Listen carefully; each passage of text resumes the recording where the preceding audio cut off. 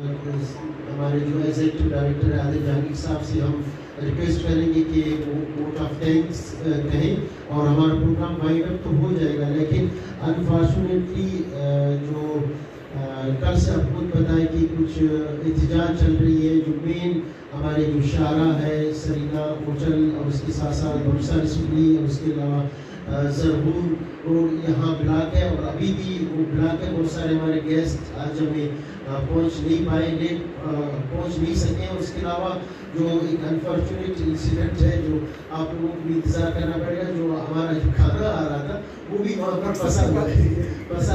تو ہم اس کو عادل جہانگیر کی طرف لے جاتے ہیں، تو وہ اس کو کلوزنگ ریمارکس تو کریں گے، لیکن اس کے بعد ہم آپ سے ریکویسٹ کریں تھوڑا ہم انتظار کریں جب تک وہ گاڑی وہاں سے جیسے بارے سرینا چوک تک پہنچ گیا. تو وہ پھر اب 1:30 بجے تک اس کو کر سکتے تھے، کلوز کر سکتے تھے، لیکن ابھی ہماری کلوزنگ ہے. اس کے بعد ہم آپ سے ریکویسٹ کریں گے انتظار آپ کریں جب تک وہ رستہ کھولے اور وہ یہاں کھانا پہنچ جائے.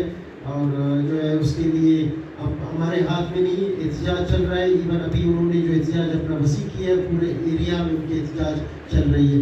تو کلوزنگ ریمارکس کے لیے ہم چاہتے ہیں کہ جو اپنے عادل جہانگیر صاحب نے کہا کہ راستے بند ہونے کی وجہ سے ہمارے دوست نہ پہنچ سکے.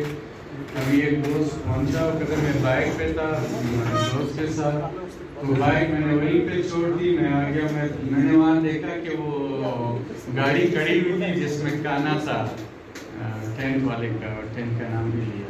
تو اگر تھوڑی سی لیٹ ہو جاتی ہے تو اس کے لیے ہم معذرت ہیں.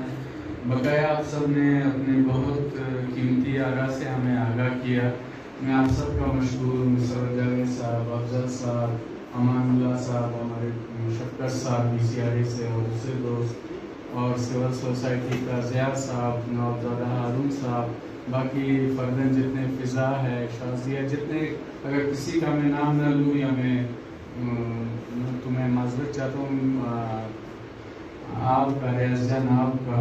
تو تمام دوستوں کا شکریہ، کیونکہ آج ہم ایک ایسے حالات میں ہمارا یہ تھا اوپننگ تھا.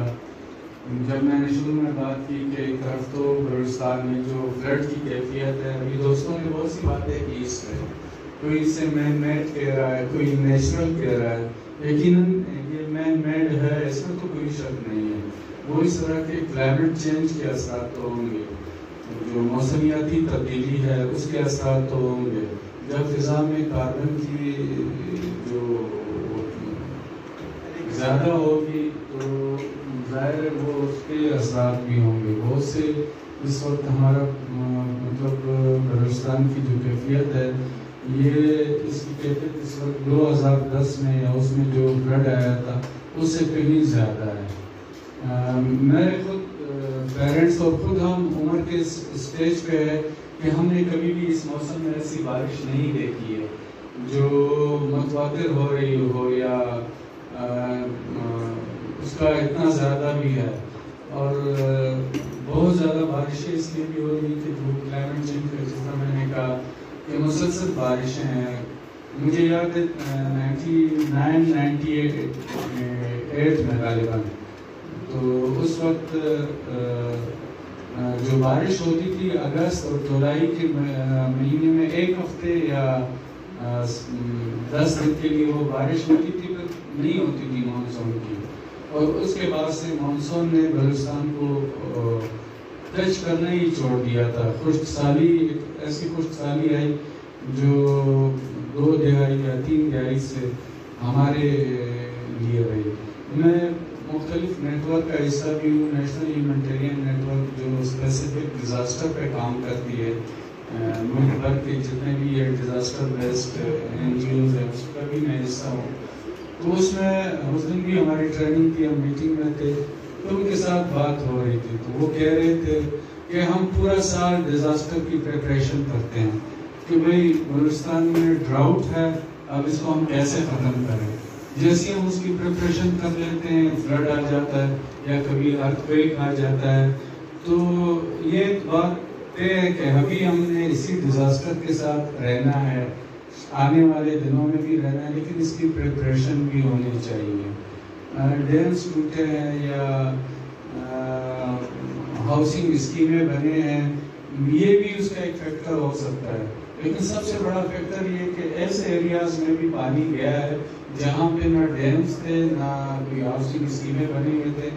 مطلب ان ایریاز کو بھی انہوں نے ڈیمیج کیا ہے. آپ موسٹلی چلے جائیں, آپ مسلم باغ قلعہ سیف اللہ ان ایریاز میں چلے جائیں تو اس میں بھی ہوگا. اس وقت سچویشن یہ ہے جو اپڈیٹ ہے, کل میرے خیال میں گورنمنٹ آف بلوچستان نے اسلام آباد میں ڈونر کانفرنس طلب کی ہے جس میں آئی این جی او سے, انٹرنیشنل این جی او سے باقاعدہ اپیل بھی کی جائے گی اور انہیں دعوت بھی دی جائے گی بلوچستان فلڈ کو کاؤنٹر کرنے کے لیے.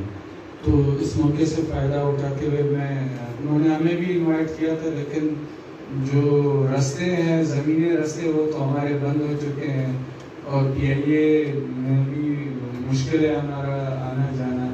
تو یقیناً جب بھی کوئی فلاحی تنظیم, کوئی این جی او کسی بھی ڈیزاسٹر بیسڈ ایریاز میں کام کرتی ہے تو وہاں پر پرابلم بھی بہت کریٹ ہوتے ہیں.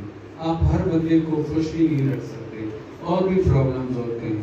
میرے بی سی آئی کے ہمارے سینئرز بیٹھے ہیں, ان کی موجودگی کا میں فائدہ اٹھاتے ہوئے انہیں ایک سجیشن میں دیتا ہوں سر. یقیناً ان میں آپ لوگ بھی پی ڈی ایم اے سے کوآرڈینیشن کریں کہ ہماری کون کون سی این جی اوز کام کر رہی ہے فلڈ میں یا ریلیف میں. اور اب اس کا ایک اور نیا طریقہ یہ ہے کہ آپ ایک ڈسٹرکٹ میں اگر کوئی این جی او کام کر رہی ہے تو اسپیسیفک اسے پورا ڈسٹرکٹ نہ دیں, اس کے مختلف کمپوننٹ بنائیں.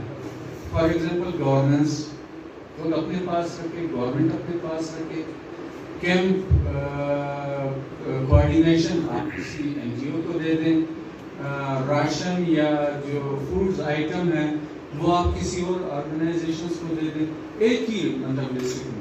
اور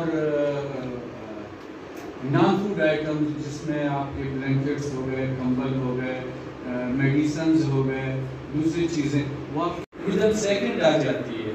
آپ کے خلاف مظاہرے بھی ہوں گے, آپ کے خلاف بہت سے ایسے کام ہوگا. تو اس کو انشور کرنے کے لیے یہ ضرورت ہے کہ مانیٹرنگ ہو اور کسی بھی آرگنائزیشن کو ایک ڈسٹرکٹ میں کمپلیٹ کام نہیں کرنے دیا جائے, اس کے مختلف پارٹس بنائے جائیں.